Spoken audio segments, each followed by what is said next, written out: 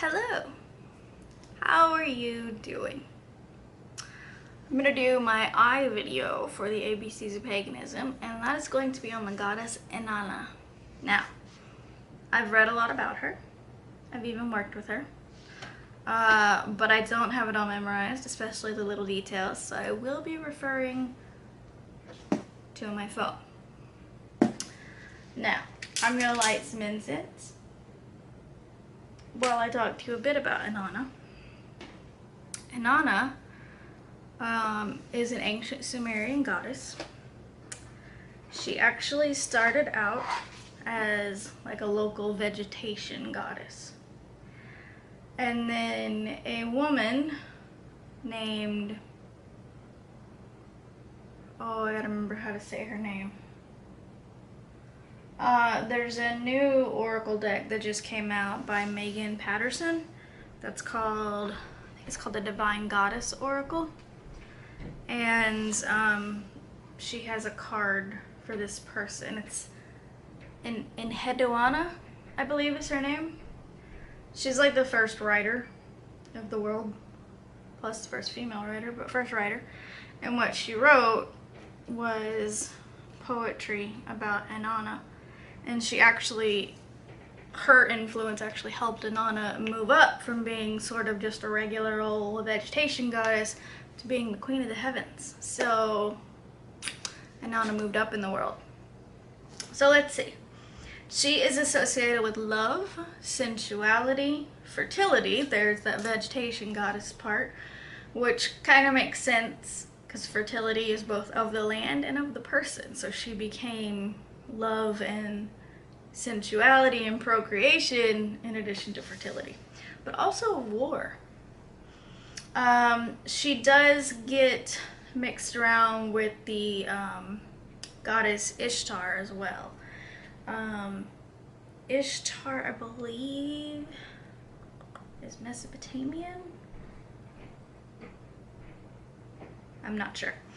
She's also been associated with like Aphrodite and Venus because they're goddesses of love as well, but her story does not look like theirs at all. Her story actually more equates to Persephone, and they're still very different, but both stories involve going into the underworld. Her sister is Eresh Kigal. That will come into play. What else did I want to talk about that was in this post? There's a plane flying over. Oh, she also became the most popular goddess in all of Mesopotamia, hence becoming the queen of heaven. What else did I want to talk about here? There's several well-known myths. There's Inanna and the Hulapu tree. I don't know if I'm even remotely saying that right, but it's apparently a creation myth. There's Inanna and the god of wisdom. There's the courtship of Inanna and Dumuzi, I don't know. And then there's the descent of Inanna. That is my favorite myth of Inanna, and that's what we're going to talk about today. So, Inanna wrote a lot of very intricate hymns and poems about her, which are amazing. Let's see, anything else on this page I wanted to talk about? I have her myth pulled up in another tab. She's often shown with a lion, which shows courage, sometimes even riding a lion.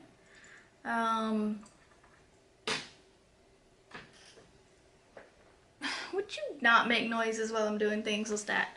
As her goddess of war aspect, she's depicted in the armor of a male in battle dress, frequently armed with a quiver and bow, and my cat is opening the coat closet. She's also sometimes associated with Demeter, because Demeter is a fertility deity, and Persephone because of the sort of dying and reviving, and also because she was originally agriculture. Okay, she's very independent, one of the things I love about her. She does her own thing. There's so many like amazing stories about her, but the one I'm going to talk about today is the descent. of Inanna, or Inanna's descent. So, Inanna wanted a journey from heaven to see her sister, who had been recently widowed, her sister Ereshkigal, who was the queen of the dead, so she was in the underworld. So she starts heading from heaven through earth and all the way to the underworld with her servant and advisor. She's dressed in her finest attire. The crown of heaven is supposed to be on her head, beads on her neck, her breastplate, golden ring, scepter, and her rod of power. Just before she enters the underworld, she gives her assistant instructions on how to come to her aid if she fails to return when she's expected. So she arrives at the gates of the underworld and she knocks, and the chief gatekeeper asks who she is. She says, "I am Inanna, queen of heaven." He asks why she would want to enter, and she says to speak to Ereshkigal. So the gatekeeper tells Ereshkigal that Inanna's at the gates. And it says, she slapped her thigh and bit her lip. She took the matter into her heart and dwelt on it. She does not seem pleased to hear the news that her sister is at the gate. And her displeasure is further evidence when she tells the gatekeeper to bolt the 7 gates of the underworld against Inanna and let her in one gate at a time, requiring her to remove one of her royal garments at each gate. And so the gatekeeper does as he's commanded. And so, as Inanna moves forward through each of these 7 gates, she removes pieces of what she's wearing. Her crown, the beads, the ring, the scepter, and her clothing. And she asks,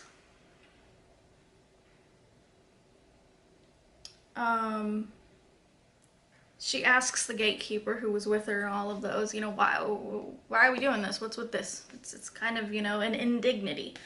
And his response is, "Quiet, Inanna. The ways of the underworld are perfect. They may not be questioned." So she enters the throne room of Ereshkigal and she is naked.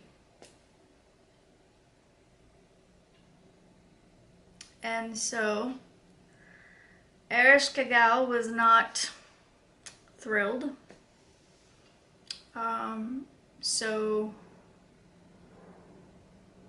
basically they judged her and Inanna became a corpse and she was hung from the wall.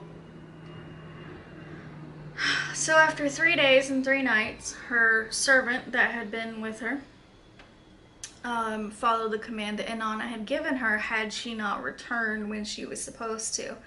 And what that command was to go see Inanna's father god, Enki, E-N-K-I, Enki, for help, and receive 2 Gala, 2 androgynous demons, to aid her in returning Inanna to the earth.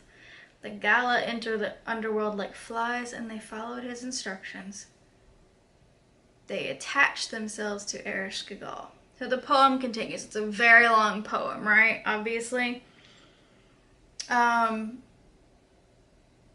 so basically they make Ereshkigal be in pain.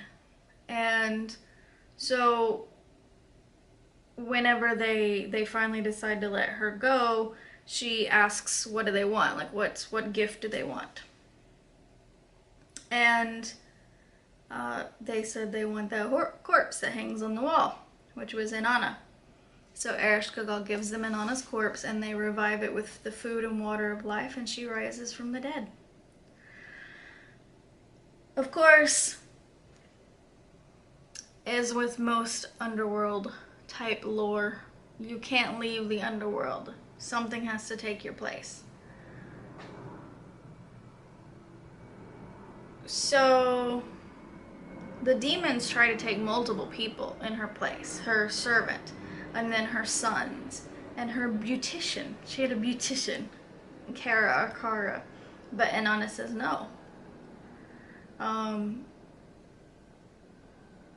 And she says no because they're all wearing sackcloth and like they look like they're in mourning for her, like they're doing the thing you traditionally do when you my words didn't work there. The stuff you traditionally do when you're in mourning. But then she finds her husband, Dumuzi, and he's dressed in shining garments, and he's on his throne, and she becomes enraged. He's not mourning her. And so the demons go to seize him for her. He appeals to the sun god Utu and is transformed into a snake in order to escape, but he's eventually caught and carried away to the underworld. And his sister, though, is like, no, don't take my brother. So she volunteers to go in his place. So this is where more of the Persephone myth comes in, but it's not Inanna. In this case, Inanna's husband, Dumuzi, spends half the year in the underworld, and his sister spends the other half of the year in the underworld. So it's a different take on the Persephone myth, because Inanna is the main protagonist here, and she's the one that went into the underworld, but she's not the one that stays in the underworld. It's her husband and her husband's sister.